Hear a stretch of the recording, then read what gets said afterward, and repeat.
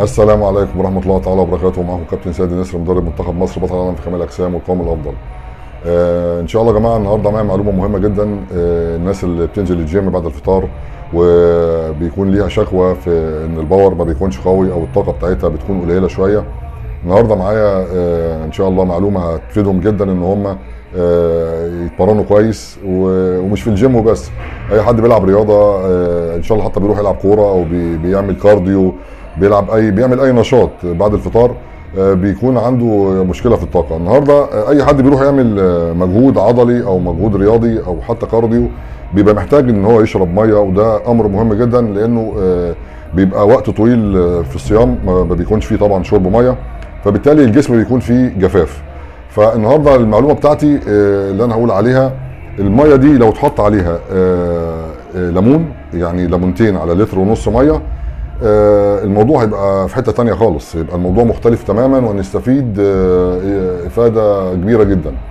الميه دي لما يتحط عليها ليمون، بعيد عن ان الفيتامين سي مهم جدا للجسم، مهم جدا للجهاز المناعي، مهم جدا للكلى، مهم جدا لدرجه الحموضه بتاعه الجسم، مهم جدا لامور كتير جدا.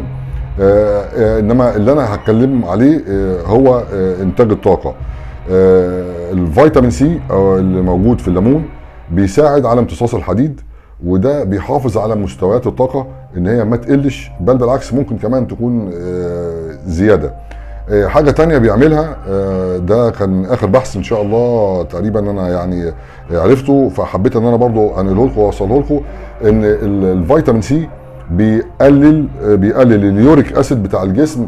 في الحاله دي بيبقى فيه تحفيز للنيترو اوكسيد بتاع الجسم ان هو يتفرز بكميه اكبر. وهنا بقى حدث ولا حرج عن الفوائد، مش انتاج الطاقه وبس، مش الاوعيه الدمويه بتبقى واسعه وبس، مش الكوليسترول بيقل وبس، مش الشرايين بتنجلي من الدهون اللي فيها وبس، القلب بيبقى منتعش جدا جدا فوق ما تتخيلوا لان الاوعيه الدمويه بتكون واسعه. الرئه نفس الموضوع، ضغط الدم بيقل جدا، الناس اللي بتعاني من ضغط الدم الميه والليمون ده علاج ليها ممتاز. درجه حموضه الجسم، ان هو بيساعد الكلى على ان هي تشتغل ويحافظ على الانزيمات بتاعتها، ولكن زي ما قلت ما يبقاش كميات كبيره، يعني اللتر ونص ده عليه ليمونتين يبقى ممتاز جدا.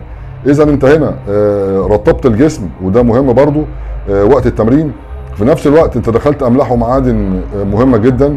الفيتامين سي طبعا ده في حد ذاته حدث ولا حرج.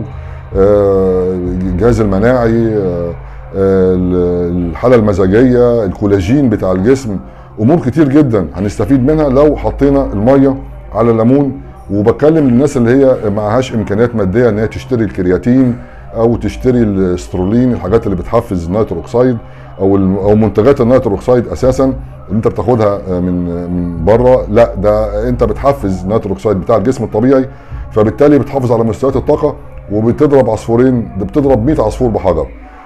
دمتم بخير ان شاء الله. معلومات كتير مع كابتن سيد النسر. السلام عليكم.